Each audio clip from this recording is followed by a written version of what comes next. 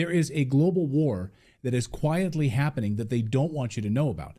But first, let's start with what's happening in Russia in just 9 days from now, a global showdown that is unprecedented in its scale and its implications. A titanic struggle is about to unfold between NATO and the BRICS nations. The timing, by the way, is set on purpose right before the United States election. It's a clear message from Putin and China that American dominance is coming to an end. This clash will officially kick off at the eagerly anticipated BRICS summit in Kazan, Russia on October 22nd. Now, what's truly at stake? A global battle over resources, the unraveling of the U.S. dollar's dominance, the sort of fighting to hang on from NATO, and the potential shift for a seismic shift in global power dynamics right now. Now, you might be asking, why all the fuss about this summit? This isn't just any summit. This is the equivalent right now of the Bretton Woods Conference after World War II, which gave American dollar reserve currency status around the world. This BRICS summit represents the death of the Bretton Woods Conference and the end of U.S. dollar dominance. Donald Trump said this is going to be worse than losing a war. Our country's going to hell, and we're not going to be the big bar. We have power, but it's waning.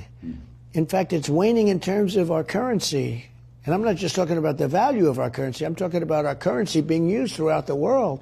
You want it to remain. You want the dollar to remain the world's reserve currency. Well, I think it's bigger than losing any war. And Trump is right. Under President Biden and Kamala Harris, the BRICS nations have massively accelerated their size and scope. On October 22nd, the BRICS countries, comprised of Brazil, Russia, India, China, and South Africa as its leaders, now expanding to include Egypt, Ethiopia, Iran, and the UAE. It now represents a staggering 35.6% of global GDP by purchasing power parity and 45% of the world's population. Iran has joined BRICS. At the same time, nutjobs in Washington, D.C. want to go to war with Iran to help Israel. I've been saying for 6 months now, hit Iran. They have oil fields out in the open. They have the Revolutionary Guard headquarters you can see from space. Blow it off the map. You see how this is lining up? Russia and China backing Iran? How do you think this is going to go? This grouping is now a significant counterbalance to Western economic and geopolitical hegemony, strength in numbers. But where does the real power come from? It comes from the resources. And that's exactly what this conference is all about. The United States right now is set to double its electricity usage because of AI. And guess what? We get almost all of our uranium from Russia, all of our enriched uranium from Russia. What happens when Putin stops sending any to us? Game over. As you know, the surge for lithium, copper, and other critical minerals right now is really what's driving this covert global war. Now imagine if the BRICS nations cornered these markets.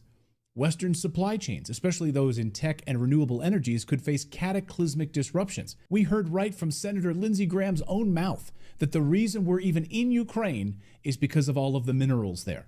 They're sitting on $1 trillion worth of minerals that could be good to our economy. So I want to keep helping our friends in Ukraine. We can win this. They need our help. That's right. We're literally stealing their minerals. So the United States and NATO allies might find themselves scrambling to secure lesser alternative sources as the energy balance tilts towards BRICS. And of course, we now have confirmation that Hurricane Helene that struck western North Carolina struck an area with massive lithium deposits. Lithium that the United States government desperately needs. It was right under their feet. It is very curious how a hurricane struck in that exact location. So the U.S. government has the perfect opportunity for a land grab now in western North Carolina. Now, resources are one thing. Now let's talk about currency. With the BRICS summit only days away, there's more than just mere speculation that they're about to launch a new currency backed by gold. This new currency will aim to remove the U.S. dollar as the reserve currency of the world. As economist and gold expert Peter Schiff just said, this is the fault of the Biden administration, putting severe sanctions on Russia that drove them to do this. Peter, how about it? I don't see anything good of the BRICS nations coming together and strategizing, as they say, to pretty much take over the world and screw over the West, which is us. Yeah. I'm a little concerned. Well, shouldn't we be worried? Oh, we should be. First of all, they supply us with a lot of goods, but they also have loaned us a lot of money. The United States really depends on the dollar as the reserve currency. But what we did with those sanctions, we gave the world a powerful reason not to want to be a part of that system anymore. So Schiff is right. We are feeling these monstrous effects on American soil. The effects of these shifts are palpable. For instance, we're witnessing a surge in core producer price inflation this week. As Zero Hedge reports, even as energy prices temporarily sag, the food and services costs continue to climb. Americans are feeling these pressures acutely. I'm sure you are, right at the gas pump, at the grocery store, with heating bills. How many of you are experiencing the doubling of your grocery bills right now? Let me know down below. Americans are restless. They're sick of this. I'm sick of it. So to understand the full magnitude of what's upcoming, you need to understand how these globalist policies have eroded domestic economic foundations. We've outsourced critical minerals and industries thanks to liberal policies. We've weakened the American workers' competitive edge around the world, and we've offshored all of it. President Trump called this out. He said we must stop globalization. If you want freedom, take pride in your country. Wise leaders always put the good of their own people and their own country first. The future does not belong to globalists. Perhaps that's why they tried to assassinate him when he wants to stop the globalist agenda. The deep state military actively wants a war with these countries in order to retain U.S. dollar dominance.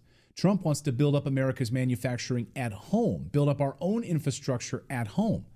So as the BRICS summit approaches, NATO is trying to flex its muscles. And this week, NATO did something that no one really covered because of the twin hurricanes that were hitting the United States. Yes, NATO is running nuclear preparedness drills, preparing for a nuclear war against Russia. But they said, don't worry, we're not using live warheads. Oh, good. But they're planning for a nuclear war. Tabletop exercises on how they would deploy troops across Europe in order to invade and attack Russia, and how we would respond to a nuclear war. This is the reality we're living in right now, folks. The world is changing right before our eyes.